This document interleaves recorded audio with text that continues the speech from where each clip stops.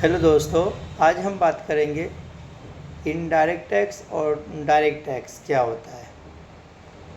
पहले हम जानेंगे डायरेक्ट टैक्स के बारे में। डायरेक्ट टैक्स वो बंदा होता है, ये टैक्स सीधी व्यक्ति या संस्था की आय पर लगाया जाता है। टैक्स वही व्यक्ति देता है जिसने कमाई की है, सरकार को सीधे जमा होता है, सरकार के अकाउंट में सीधे जमा होता है।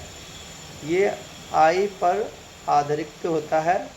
उदाहरण के तौर पे हम जानेंगे इनकम टैक्स, जैसे आयकर इनकम टैक्स जो साल में हम लोग जमा करते हैं।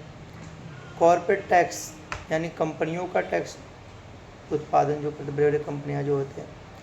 कैपिटल गेन्स टैक्स, पूंजी लाभ, पूंजी वाले जो शेयर मार्केट वगैरह लगाते हैं उसको कैपिटल गेन्स। अब जानेंगे इनडायरेक्ट टैक्स क्या है। ये टैक्स सामान और वस्तुओं की खरीद पर लगता है। ध्यान दें, इनडायरेक्ट टैक्स किस पे लगता है? कोई भी सामान हम लोग खरीद करते हैं उस सामान पे या सर्विसेज पे टैक्स लगाते हैं। टैक्स का बोझ ग्राहक पर ही होता है, लेकिन इसे व्यापारी सरकार को जमा करता है। जो भी टैक्स लागू करता है ग्राहक के ही सर पे गिरता है। दुकानदार की जिम्मेदारी होती है कि कस्टमर से टैक्स वसूल के गवर्नमेंट को जमा करना। ठीक है।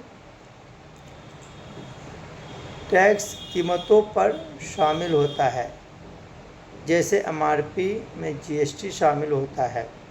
मान लीजिए आपने कोई शैम्पू या साबुन कोई भी सामान लिया हो जिस पे एमआरपी लिखा हुआ रहता है, तो एमआरपी के अंदर में ही आपका जीएसटी टैक्स रहता है, दुकानदार का मुनाफा रहता है, एक्सपेंसेस रहता है।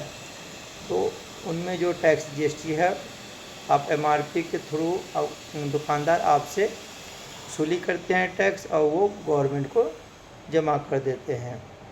उदाहरण के तौर पे जानेंगे हम जीएसटी वस्तु एवं सेवा कर। जीएसटी का मतलब क्या हो गया? Good and service tax.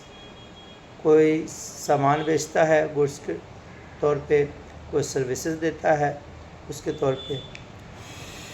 Custom duty, सीमा शुल्क मान लीजिए। एक्सेस ड्यूटी, उत्पाद शुल्क।